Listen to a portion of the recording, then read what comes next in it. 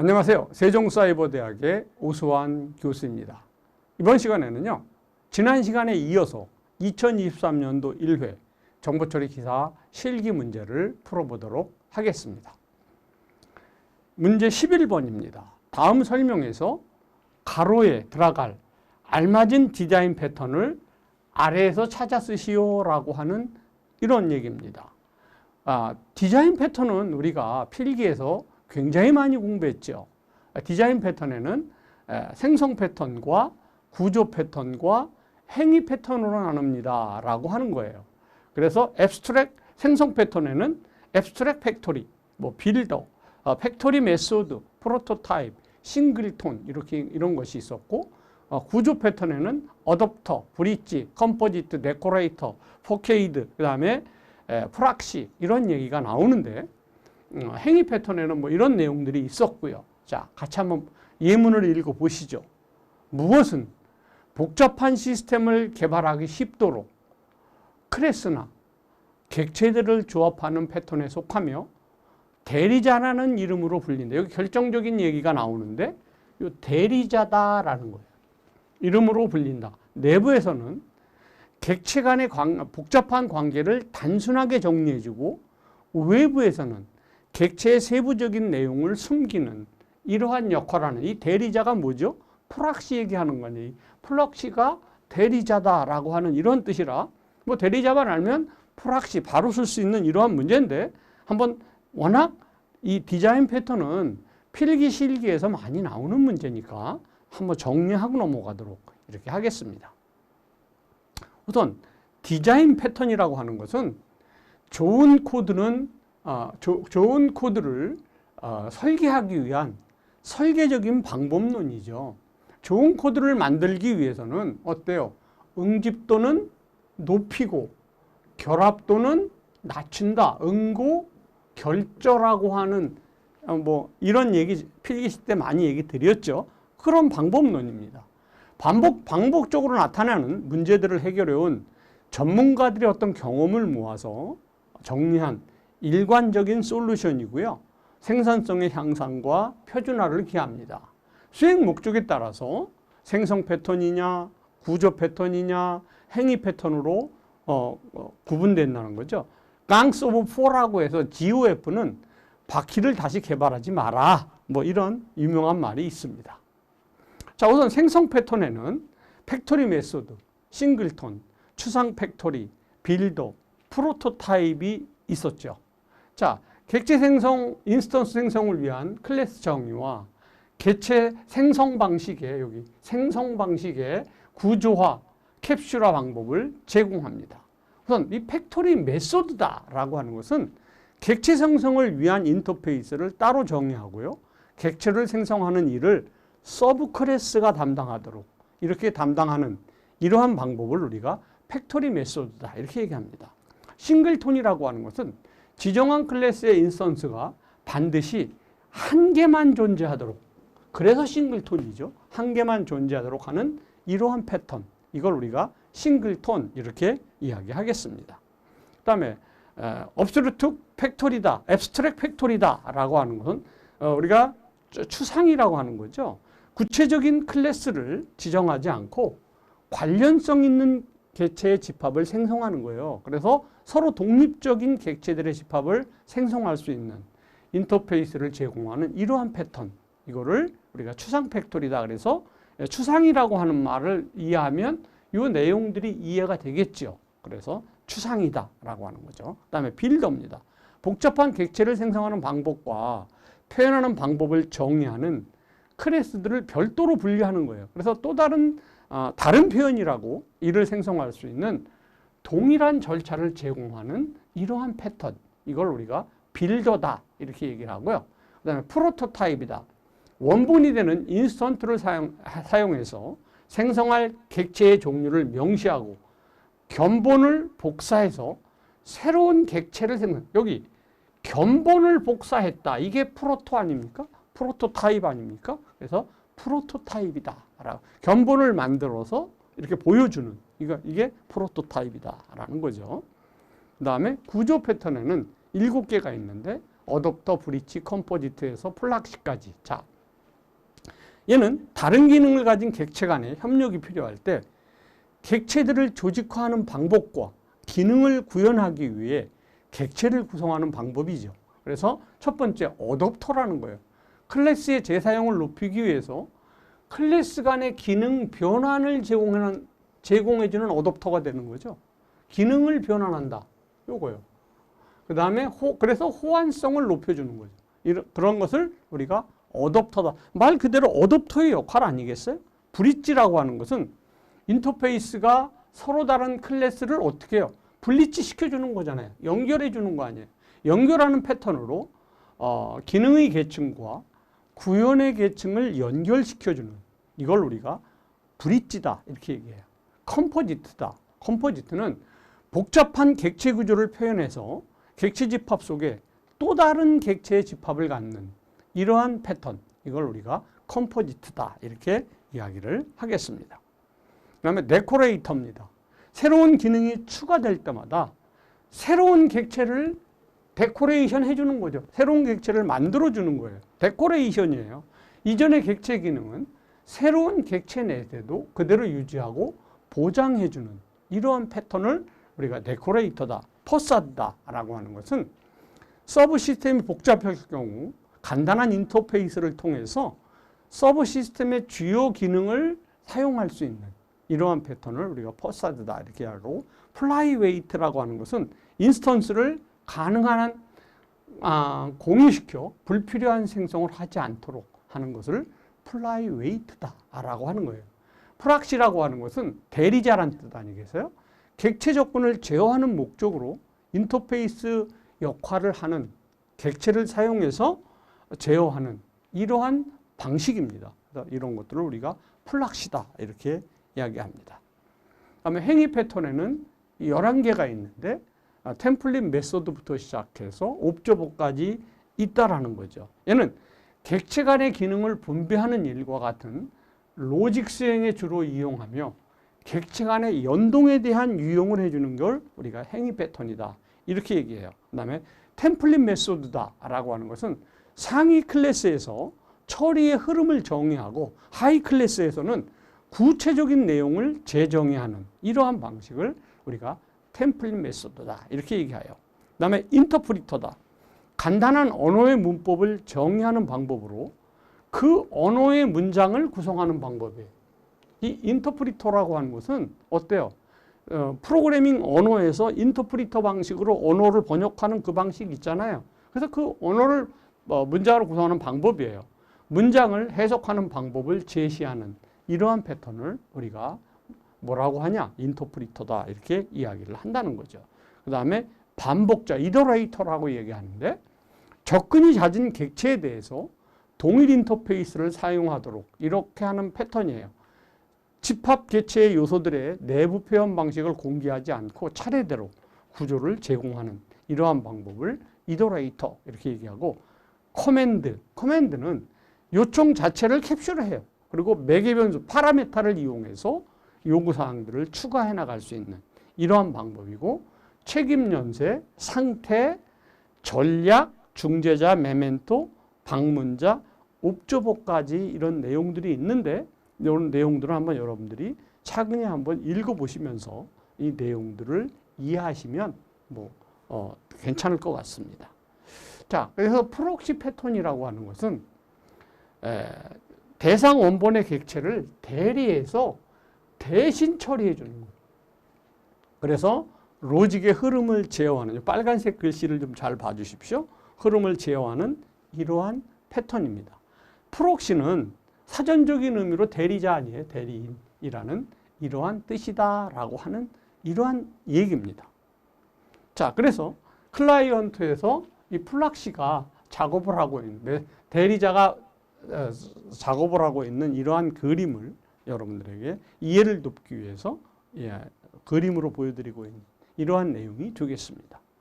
자, 그러면 여기에 지금 대리자라고 하는 얘는 뭐예요? 당연히 프락시가 되겠다라고 하는 이러한 내용이니까 대리자 프락시라는 내용을 알면 쉽게 풀 수 있는 문제인데, 어쨌든 이 문제를 답을 맞히는 것도 중요하지만은 여러분들이 생성 패턴, 구조 패턴, 행위 패턴이라고 하는 이 디자인 패턴에 대한 이야기를 여러분들이 전반적으로 좀 잘 공부해 주셔야 되는 것을 나타내는 이러한 문제가 아닌가 이렇게 생각이 듭니다. 다음 문제 보죠. 릴레이션을 구성하는 용어들에 대한 다음 설명에서 1에서 3까지에 들어갈 알맞은 답을 보기에서 쓰래요. 보기에서 찾아 쓰시오 그랬어요. 자, 릴레이션을 구성하는 각각의 행을 의미한다. 튜플 얘기하는 거죠. 파일 구조에서는 레코드에 해당한다. 뭐 얘는 튜플 정확하게 있네. 튜플이다. 또 데이터 객체를 구성하고 있는 속성들에 대한 데이터 타입이 정의되어 있어 구체적인 데이터 값을 가진 것으로 실제 값을 가진 튜플을 의미한다. 이건 뭘 얘기야? 속성을 얘기하는 거겠죠. 그 다음에 튜플의 개수를 의미한다. 카디널리티 얘기하는 거 아니겠어요? 그래서 얘는 우선 여러분들이 이렇게 관계형 데이터베이스가 이렇게 있다라고 가정하면 이 얘는 속성이다. 얘는 튜플이다. 이렇게 얘기하고 튜플의 개수를 카디널리티다. 속성의 개수를 디그리다. 이렇게 차수다. 이렇게 이야기하는 이러한 내용인데요. 한번 보시죠. 자, 속성이라고 하는 것. 열이죠, 열. 여기 관계모델 속성, 어트리뷰트, 튜플, 도메인이에요. 그래서 튜플이라고 하는 것은 행이다. 도메인은 속성이 가질 수 있는 값들의 집합을 이야기한다. 라고 해서 예를 들어서 생년월일이다. 그러면 연, 월, 일 이런 것들이 전부 도메인이죠.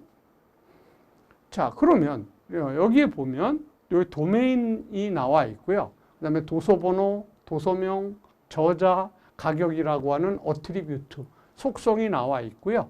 그 다음에 든든한 데이터베이스 뭐 이런 1번, 2번에서 7번까지의 튜플이 나와 있네요. 이거 행이다라고 하는 이러한 이야기. 이 용어를 먼저 여러분들이 잘 암기해 주셔야 되는 거죠. 데이터베이스는요.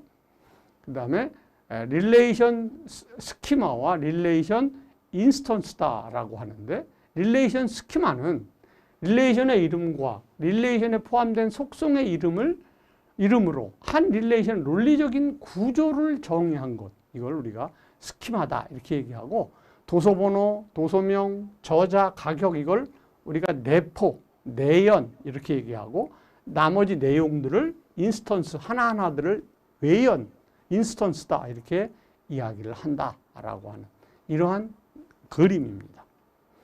자, 그렇다면 보시면은 어때요? 여기 이게 속성이 아니라 얘는 속성들은 여기 나와 있었군요. 정의되니까 데이터가 튜플을 의미한다 그랬으니까 이 릴레이션 인스턴스를 얘기하는 거였었네요. 릴레이션 인스턴스. 그래서 1번에는 튜플이다.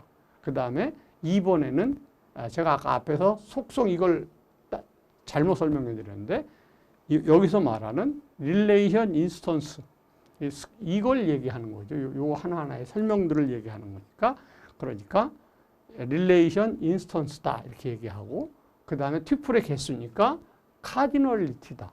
여기서 하나 더 알 것은 속성의 개수를 뭐라고 하냐? 이걸 디그리, 차수다 이렇게 이야기한다. 여기 차수는 속성의 개수다까지도 여러분들이 같이 좀 알아주시면 좋은 이러한 내용이 되겠습니다. 테이블에서 13번 문제 보죠. 테이블에서 이름이 민수인 튜플을 삭제하고자 한다. 다음 처리 조건을 참고하여 SQL문을 작성하라. 최소한의 코드로 작성하도록 SQL을 작성하래요. 명령문의 마지막은 세미콜론은 생략이 가능하니까 안 써도 상관없어요. 인용 부호가 필요할 때는 작은 따옴표를 써라. 이런 얘기니까 튜플을 삭제한다. 그러면 우리는 뭐가 생각나야 돼요? 델리트라는 말이 생각나야죠.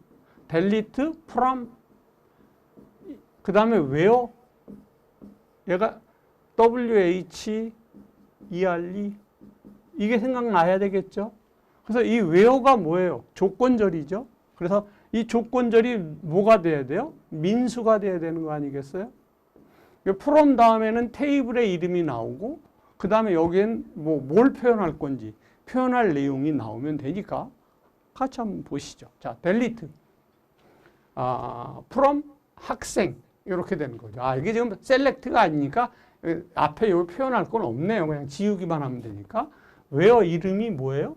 민수면 되는 거죠. 그러니까 델리트는 뭐예요? 삭제하라 이런 뜻이고, 그 다음에 학생 테이블을 삭제해라 이런 얘기고, 조건의 이름이 누구예요? 민수인 자료만을 삭제해달라라고 하는 이러한 얘기라. 이렇게 하나하나 끊어서 보시면 어렵지 않죠. 그러니까 delete from 학생 where 이름이 민수인 학생을 해달라. 그래서 여기 따옴표 하나짜리로 해라고 했으니까 하나짜리로 이렇게 구현할 수 있는 이러한 문제니까, 이러한 문제는 뭐 조금만 우리가 SQL에 관심을 가지면 어렵지 않게 풀 수 있는 이러한 문제였습니다. 다음 보죠. 버블 정렬을 이용해서 배열에 저장된 수를 오름차순으로 정렬하는 프로그램이다. 프로그램을 분석해서 괄호 1에서 1과 2에 들어갈 알맞은 답을 쓰십시오 라고 하는 거예요. 여기 지금 문제가 버블 정렬이다라고 제시 조건을 줬고요. 오름차순으로 하라라고 하는 조건을 줬습니다. 소스 코드를 보니까요. 함수를 썼는데 뭐 이렇게 했을 때 우리가 항상 먼저 보는 게 메인 함수부터 보는 거 아니겠어요? 그러면 A라는 배열에 85 그러면 이렇게 한번 여러분들 시험지에다 이렇게 그리세요. 그럼 A라는 배열 0번방에는 뭐가 들어가요? 85가 들어가겠죠. 1번 방엔 뭐가 들어가요? 75가 들어가겠죠. 2번 방엔 뭐가 들어가요? 50이 들어가겠죠. 그 다음에 3번 방에는 100이 들어가고요. 그 다음에 4번 방에는 95가 들어가겠죠. 자, 그러면 여기 nx는 5다. 이렇게 좀 정의해 줬어요. 그리고 usort라는 걸 불러내요. 이렇게 usort를 불러내요. 그리고 나서 이제 정렬하는 건데, 여기 보면 다시 수합을 불러내거든요. 이 수합이라고 하는 걸 한번 잘 보세요. 여기 IDX1, IDX2가 있어요. 그럼 얘는 서로 교환해 주는 거 아니에요? 그러면 자, 85를 한번 라고 가정해 보죠. 그러면 T에 85가 들어간다. 이렇게 되겠죠. 그 다음에 DX2를 DI에다 넣는다. 그럼 75가 앞으로 오겠죠. 그러면 여기에 75가 들어간다고 이렇게. 그리고 T를 어떻게 80 여기다 넣으니까 85가 여기로 갈 거 아니에요. 서로 이렇게 방을 바꿔주고 있는 이러한 문제거든요. 그러니까 얘는 이것만 알아도 직관적으로 풀 수 있어요. 이 문제는. 야, 얘가 교환하는 거니까, 얘가 교환하는 문제니까 dx2를 d1에다 놓고 didx의 1을 t에다 집어넣으니까 t 값을 어디다 집어넣으면 돼요? dx2에다 여기다 집어넣으면 되잖아, 이거를. 그러면 서로 방이 교환되는 거 아니겠어요? 이게 바로 수입시키는 거 아니에요? 교환하는 거 아닙니까? 버블 정렬이라는 게 뭐예요? 자, 얘하고 비교해서 75 앞으로 오고 85 뒤로 가고, 이렇게 비교해서 50 앞으로 오고 85 뒤로 가고, 100이 크니까 얘는 안 바꾸고, 그 다음엔 100하고 95가 바뀌어서 95, 100 이렇게 되는 거 아니에요. 그래서 1회전 되면 75, 50, 85, 95, 100 이렇게 돼서 100 맨 뒤에 얘가 이렇게 들어가는, 이게 지금 버블 정렬하는 거 아니에요. 버블 정렬이라고 하는 것에 얘기만 알면 간단하게 풀 수 있는 이러한 내용이 되겠죠. 그러면 얘는 지금 이 내용을 이렇게 버블 정렬의 이 내용만 우리가 알 수 있다면 1번은 직관적으로 그냥 안 따져봐도 풀 수 있어요. 수앱으로 교환할 수 있는 이러한 문제가 되는 거죠. 그 다음에 얘는 uSort A라고 하는 곳에서 뭘 하는 거냐라고 하면 얘는 결국은 저 NX라고 하는 저 5가 뭐예요? 이 하나, 둘, 셋, 넷, 5개 이거 말하는 거 아니겠어요? 자, 그거 한번 보시죠, 뭐. 자, 그러면 결국은 얘는 NX를 불러서 그 배열의 개수만큼 돌아서 여기서 첫 번째 방과 두 번째 방이 서로 교환할 수 있도록 이렇게 해주는 정렬 아니겠어요? 이러한 정렬을 우리가 뭐라고 그래요? 버블 정렬이다. 이렇게 얘기하는 거고, 두 번째 우리가 쓰려고 하는 이 IDX2는 이거에 의해서 방이 교환되는 이런 얘기 아니겠어요? 자, 한번 보시죠. 자, 여기 85가 들어가겠고, 75가 들어가겠고, 50이 들어가겠고, 100이 들어가겠고, 95가 들어가겠죠. 그러면 여기서 수합시켜주는 비교, 첫 번째 방 얘와 얘를 비교할 거 아니겠어요, 여기서요. J와 J 플러스 1이니까. 그러면 수합으로 가서 얘가 교환될 거 아니에요, 이렇게요. 75와 85가 이렇게 여기서 교환되는 얘니까 IDX2다. 이렇게 할 수 있는 문제잖아요. 그러니까 얘는 버블 정렬의 기본만 알면 뭐 어렵지 않게 풀 수 있는 이러한 문제가 되겠습니다. 자, 그래서 답을 보시면 IDX2와 NX가 되겠다라고 하는 이러한 이야기가 되는 버블 정렬과 선택 정렬, 뭐 퀵 정렬, 좀 어렵게 나오면 뭐 퀵 정렬 이런 것인데 뭐 그렇게 아주 자주 나오는 문제니까 선택 정렬, 버블 정렬은 여러분들이 반드시 좀 알고리즘을 알고 시험장에 들어가시면 뭐 좀 좋지 않을까 이런 생각이 들고요. 뭐 그렇게 알고 들어간다면 뭐 어렵지 않은 이러한 문제가 되겠습니다. 15번 보죠. 파이썬 문제네요. 다음 파이썬으로 구현된 프로그램을 분석하여 그 실행 결과를 쓰시오. 단, 출력문의 출력 서식을 준수하십시오라고 하는 이런 문제고요. 아시아라고 하는 세트에 한국과 중국과 일본이 들어갔어요. 그 다음에 아시아에다가 추가해 주래요. 뭘? 베트남을. 그러면 한국, 중국, 일본, 베트남 이렇게 추가가 될 거 아니에요. 그 다음에 아시아 리무브, 일본을 리무브 해달라, 삭제해달라. 그러니까 얘는 삭제되겠죠, 이렇게. 그 다음에 업데이트 해주래요. 한국, 홍콩, 태국. 한국은 있으니까 한국, 중국, 그 다음에 홍콩, 태국, 베트남 이렇게 되겠네요. 그리고 찍어달래요. 그러면 이렇게 찍겠죠. 그러나 이 순서는 제가 이렇게 썼지만 바뀔 수 있어요. 이거는 시스템에 따라서 좀 달라질 수 있는 거니까 어쨌든 이런 나라들이 출력이 된다라고 하는 이러한 아주 파이썬의 가장 기본을 물어보는 이러한 문제였습니다. 자, 일본에 여기 아시아의 한국, 중국, 일본의 세 개 요소가 저장이 되겠죠. 자, 보죠. 그 다음에 아시아에 베트남이 하나 추가되잖아요. 이렇게요. 그런데 일본을 삭제하라고 했으니까 일본 삭제됐지요. 또 그 다음에 업데이트하라고 했으니까 한국, 홍콩, 태국의 주요 요소는 한국은 이미 있으니까 어때요? 홍콩과 태국이 이렇게 추가가 되겠죠. 출력한다. 세트는 순서가 정해 있지 않아서 출력되는 요소들의 순서는 얼마든지 바뀔 수 있다라고 하는, 제가 전에 설명을 드렸잖아요. 그러니까 얼마든지 바뀔 수 있으니까 이 순서는 중요하지 않아요. 그러나 한국, 중국, 뭐 홍콩, 베트남, 태국 얘네들은 다 나와야죠. 5개가. 그래서 이런 문제를 지금 물어보고 있는 세트를 물어보는 이러한 문제였습니다.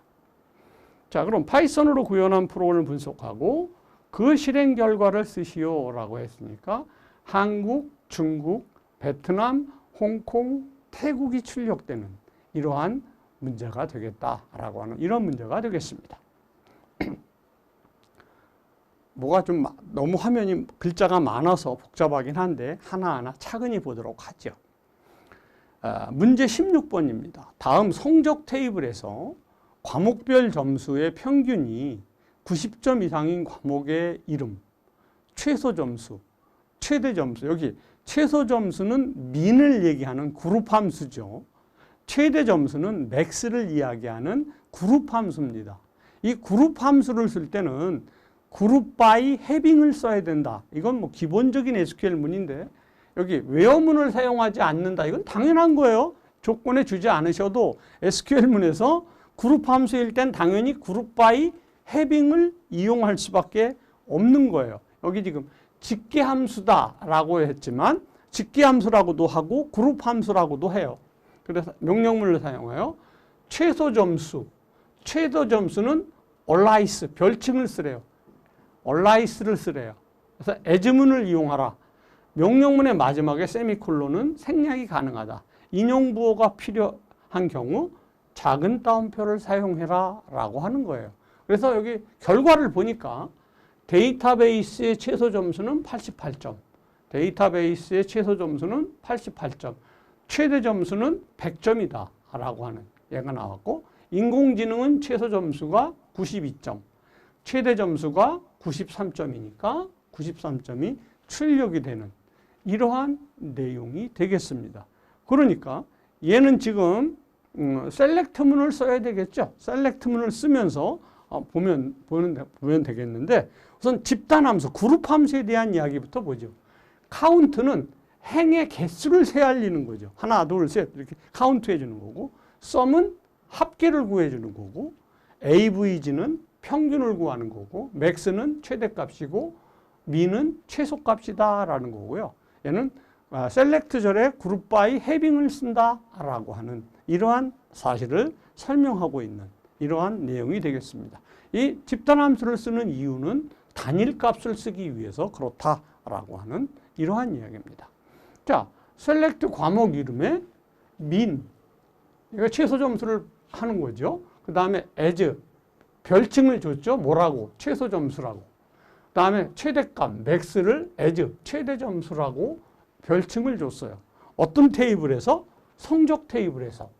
그 다음에 그룹 질 건 뭐냐? 과목 이름이다. 그룹 바이 과목 이름 해빙, 점수가 90점 이상인 것을 표시해달라라고 하는 거예요. 그래서 나머지 설명들은 뭐 그냥 여러분들이 좀 봐주시면 될 것 같고요.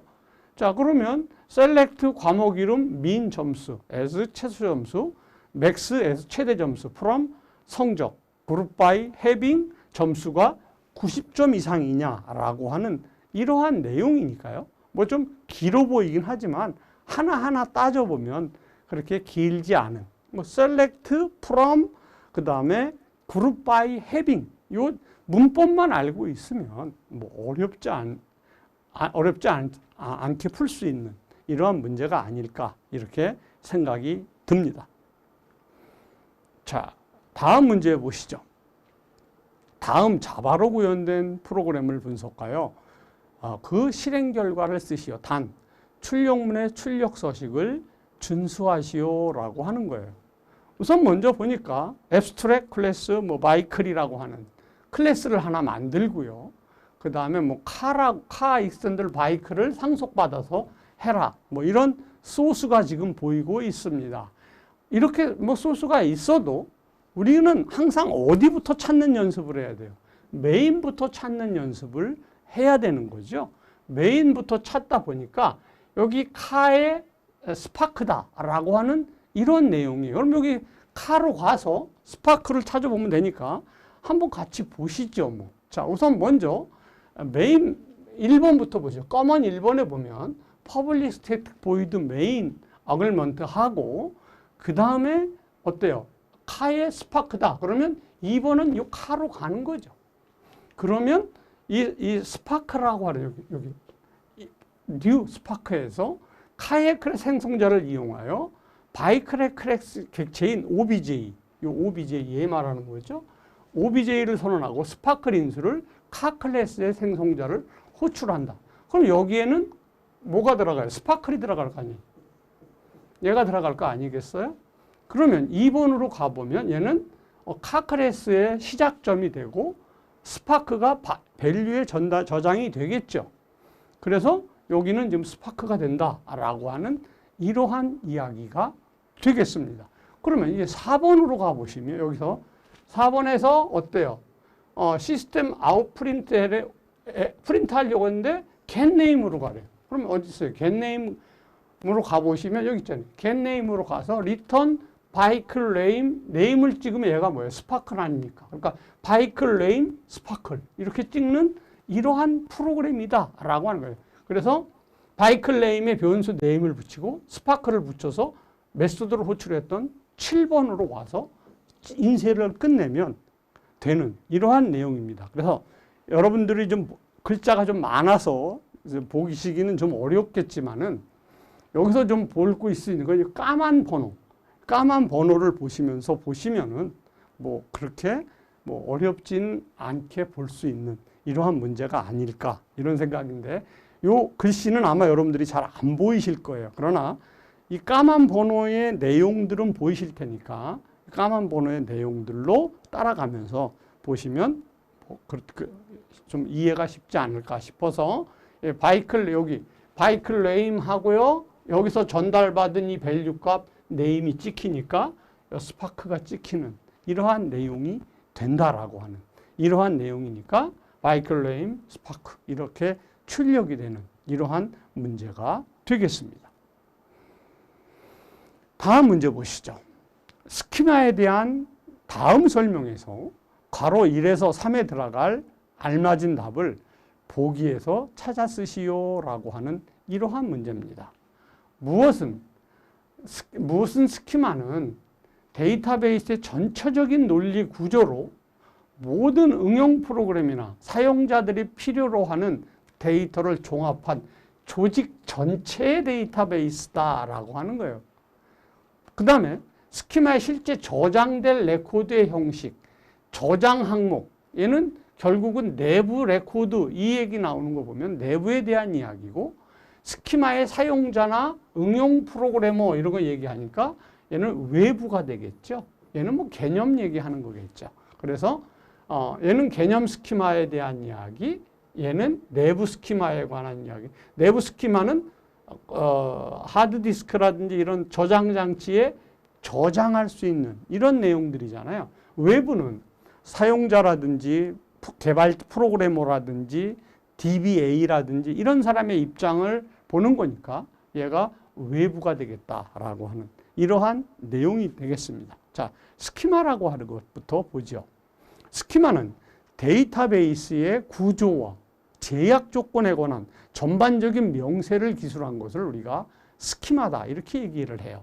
상세하게 말하면 개체의 특성을 나타내는 속성과 속성들의 집합으로 이루어진 객체 사이의 관계에 대한 정의와 이들을 유지해야 되는 제약 조건, 관계와 제약 조건에 관한 기술을 이야기한 거예요.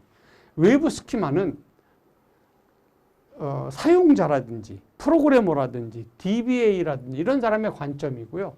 개념 스키마는 그냥 전체적인 스키마를 우리가 개념 스키마다 이렇게 얘기하고, 내부 스키마는 저장 매체의 관점으로 보시면은 뭐 쉽게 풀 수 있는 이러한 내용으로 보시면 되겠습니다. 그래서 외부 스키마다라고 하는 것은 당연히 개별 사용자의 입장에서 데이터의 베이스를 구조를 기술한 것이고, 서브 스키마다 이렇게 얘기도 해요. 개념 스키마라고 하는 건 그냥 스키마라고 하는 거예요.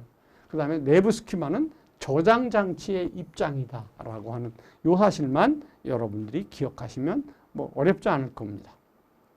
자, 그래서 여기 지금 사용자의 입장에서 본 외부 스키마. 그래서 현실 세계를 개념 세계로 바꿔주는 개념 스키마. 그래서 저장 장치에 저장되는 내부 스키마다. 이렇게 그림으로 여러분들이 보시면 더 쉽지 않을까 싶습니다. 그러면 정답은 개념 스키마, 내부 스키마, 외부 스키마가 되겠다라고 하는 이러한 문제니까 뭐 그렇게 어렵지는 않으셨을 겁니다. 다음 문제 보시죠. 다음은 화이트박스 테스트 프로그램 제어 흐름이다. 다음에 순서도를 참고하여 분기 커버리지로 구성할 테스트 케이스를 작성해 주십시오 라고 하는 이야기인데, 작성 예시를 보면 그러니까 어떻게 흘러가느냐, 흘러가는 흐름 방향을 이야기해달라는 거예요. 그러면 이 순서도를 보시면, 자, 처음에 1번부터 시작을 하잖아요. 그러면 여기 뭐 가로 열고 1번 이렇게 써줘야 되겠죠. 그리고 나서 아니면 그냥 1번 쓰고 이렇게 가도 될까요? 그 다음에 X가 Y보다 큽니까? 라고 물어봤어요. 그러면 이 조건이 맞으면 3번으로 가는 거냐. 그러니까 1, 2, 3 이렇게 갈 수 있겠죠. 그리고 내려와서 4번 갈 수 있겠죠. 4 이렇게 갈 수 있겠죠. 그리고 5 갈 수 있겠죠. 5번 갈 수 있겠죠. 그리고 나서 콜 서브 그랬어요. 그러면 뭐 서브가 있으면 서브로 가야 되는데 여기 보니까 리절트가 0이냐 그러니까 뭐 6번 이렇게 갈 수 있겠죠. 그리고 yes면 다시 1번으로 가니까 다시 1번으로 이렇게 이런 게 하나 나올 수 있겠고요. 그 다음에 이제 노인 내용들을 처리하면 되잖아요. 노인 내용들은 뭐 답은 이렇게 하나만 써서는 안 될 것 같아요. 이렇게 노인 내용은 어때요? 노이면 1, 2, 4로 가야 되겠죠. 자, 한번 같이 보시죠. 내용을 지우고 한번 보시도록 하겠습니다. 자, 우선 먼저 1번 가고요. 자, 1번에서 2번 갔어요. 이렇게. 그 다음에 3번 가고요. 이건 yes일 때네요. 그 다음에 4번, 5번, 6번, 7번까지 간 다음에 다시 1번으로 돌아가는 이런 얘기고요. 얘는 1번으로 가고 2번으로 가고 4번으로 갔으니까 이건 노일 때 이건 노일 때 조건이에요. 4번 갔어요. 5번 갔어요. 6번 갔고 노우면 여기 아까 여기서 yes면 여기서는 노이니까 7번으로 간 거고 여긴 yes니까 1번으로 간 거다. 이게 뭐 바뀌어도 상관없는 거죠. 그래서 yes, no에 대한 조건들만 보시면 될 것 같고 이렇게 쓰거나 또는 1, 2, 3, 4, 5, 6, 1 이렇게 써도 되죠. 여기 이건 바뀌어도 상관없으니까 여기는 yes고 이게 no로 바뀐 거 아니겠어요? 그러니까 요 순서도를 여러분들이 보고 읽을 수 있느냐, 요 순서도의 흐름을 이해하느냐라고 하는 이런 것들을 물어보는, 그러니까 이 논리의 흐름을 볼 수 있는 능력이 있는지를 물어보는 이러한 문제인데 얘는 순서도에 대한 개념이 없으면 좀 여러분들이 힘들지 않을까 싶은데 그냥 얘가 판단이라고 하는 요 판단에 물어봐서 판단 yes냐 no냐만 구분할 수 있으면 이 커버리지를 만드는 데는 뭐 그렇게 어렵지는 않지 않을까. 제 개인적 생각은 그런데 여러분들은 어떠신지 모르겠어요. 어쨌든 이런 문제 나오시면 좀 차분하게 하나씩 이렇게 남발을 쫓아가면서 흐름을 구성하는 이러한 능력을 좀 키워보는, 또 여러분들이 개발자나 프로그래머가 되시겠다라고 하는 이런 사람들이라면 반드시 이 알고리즘, 이 순서도는 중요한 내용이니까 여러분들 잘 공부를 하셔야 되는 이러한 내용이라고 생각이 듭니다. 문제 20번 시작하도록 하겠습니다. 다음 자바로 구현된 프로그램을 분석하여 그 실행 결과를 쓰시오 하면서 단 출력문의 출력 서식을 준수하라고 하는 이러한 문제입니다. 자, 우선 먼저 이런 소스가 있을 때 제일 먼저 우리는 메인 함수를부터 봐야죠. 그래서 여기 public static void main 이렇게 메인 함수부터 보는 거는 뭐 기본이죠. 그런데 child c는 new child c 하고 새로운 인스턴스 하나를 생성합니다. 그러면 여기서 이렇게 보니까 child와 parent로 나눠진 상속에 관한 문제네요. 그러면 여기 클래스 parent 여기가 부모 클래스죠. 여기는 자식에 대한 이야기니까 이렇게 상속 문제가 나오면 부모를 먼저 처리하는 거예요. 부모. 그리고 자식을 처리하면 돼요. 그런데 얘는 지금 매개 변수가 없이 가야 되는 거니까 여기 부모 페어런트시 매개 변수가 없는 1로 가요. 그리고 나면 디스 3000이라고 하니까 이 3000이라고 하는 이 페어런트가 x가 돼서 이 디스가 뭐예요? 여기 이것 하니까 이 x는 얼마가 돼요? 여기 1000이 아니라 이제 이 1000이 아니라 여기가 3000이 될 겁니다. 그리고 나서 자식으로 가야 되겠죠. 그럼 자식의 차일드로 와보면 디스 5000이에요. 5000이면 이 x 값이 얼마가 돼요? 이제 이게 4000이 아니라 5000이 되겠죠. 그리고 다시 원래대로 돌아와야죠. 그럼 시스템 아웃 프린트 ln에 getx로 가야 되는 거죠. 그럼 요 getx라고 하는 게 여기 getx 있잖아요. 그럼 return this x 값이니까 이 x 값은 얼마였어요? 5,000이었죠.